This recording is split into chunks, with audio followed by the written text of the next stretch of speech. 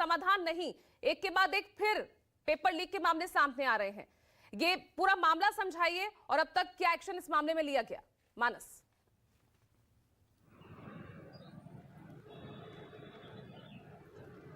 जी देखिए, निश्चित तौर पर जिस तरीके की घटना ये आगरा में कल सामने आई तो हैरानी में डालने वाली थी। और एग्जाम चल रहा था और पेपर जो प्रिंसिपल्स के एक व्हाट्सएप ग्रुप बना हुआ है आगरा में, उसमें वो पेपर अचानक किसी पोस्ट हुआ और उसके बाद से हड़कंप मचा कि ये कहाँ से पेपर लीक हुआ, कहाँ से फोटो वायरल हो रही है। तो उसके बाद जब जांच हुई तो जिस केंद्र से ये पर्चा लीक हुआ था उसके खिलाफ एफआईआर करने के लिए, वहां के व्यवस्थापक के खिलाफ एफआईआर करने के लिए जिला विद्यालय निरीक्षक ने एक तहरीर दी थी आगरा के फतेहपुर सीकरी थाना क्षेत्र में, और उसमें मुकदमा दर्ज हुआ है। उसमें 2 लोगों की अरेस्टिंग हुई है।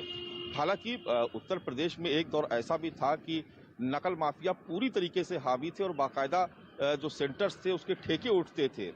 वैसे हालात तो अब नहीं रहे, लेकिन इतनी सख्ती के बाद भी अगर किसी सेंटर से पेपर लीक हो रहा है तो अपने आप में ये हैरानी की बात है, जब सरकार ये कह रही कि वो नकल माफियाओं की कमर तोड़ देगी और जीरो टॉलरेंस की नीति अपनाई जा रही है। इसमें एक चीज और भी है कि ये जो पेपर जो लीक हुआ, ये दरअसल इसको लीक कहे या पेपर को उसको वायरल कहे, बात एक ही है। लेकिन थोड़ा सा एक अंतर यह है कि ये परीक्षा होने से पहले ना लीक होकर के परीक्षा केंद्र से इसको वायरल किया गया। क्या मंशा थी और क्या ये इससे पहले भी कहीं किसी सेंटर पर भेजा गया, इसको बेचा गया, ये तमाम ऐसे तथ्य हैं जिनकी जांच पड़ताल होना जरूरी है। इसके लिए 3 सदस्यीय कमेटी गठित की गई थी।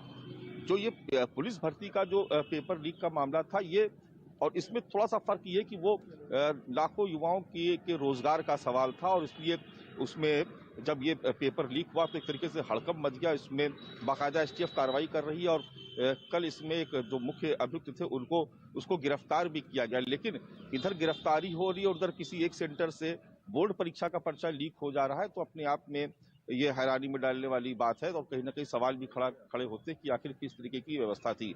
हालांकि अभी इतने दिनों में आपको मैं बताऊं कि करीब 3-3.5 लाख से ज्यादा परीक्षार्थी परीक्षा छोड़ चुके हैं। और ये कहा जा रहा है कि ये इसलिए छोड़ दी इन परीक्षार्थियों ने परीक्षा क्योंकि जो नकल है उस पर लगाम है और नकल नहीं हो पा रही। तो इसमें तो कोई शक नहीं कि सख्ती हुई है।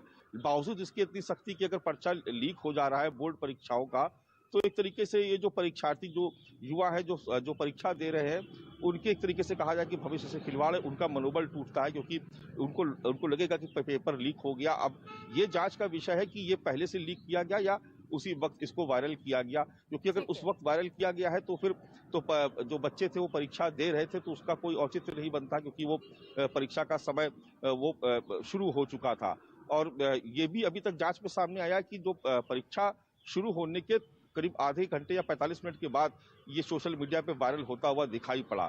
तो इस पूरे प्रकरण में जो जांच का विषय है, जो जांच का बिंदु है, वो सीधे तौर पर यह है कि क्या ये पर्चा सेंटर पे आने के बाद, परीक्षा शुरू होने के बाद इसकी फोटो खींच के इसको वायरल किया गया, तो उसके पीछे की मंशा क्या थी, या कहीं ऐसा तो नहीं कि सेंटर पे पेपर आ गया और उसके बाद उसको बेचने की नियत से या नकल माफियाओं के शय पर इसको कहीं भेजा गया और जिसके बाद ये पर्चा वायरल हुआ। तो ये जांच का विषय है, लेकिन इसमें 2 लोगों की गिरफ्तारी हो चुकी पेपर है। वायरल कहें, लेकिन ऐसे मामले आ क्यों रहे हैं? क्योंकि सीधे सीधे इससे हमारे देश के युवाओं का भविष्य जुड़ा है, उनका भविष्य दांव पर है। राजीव, मैं समझना चाहूंगी आखिर ये समस्या इतनी विकट क्यों है कि लगातार इन मामलों में एक्शन भी लिया जाता है, गिरफ्तारियां भी होती है, तमाम वादे, विधेयक भी संसद से पास हुआ है इस बार तो, लेकिन फिर भी ये मामले रुक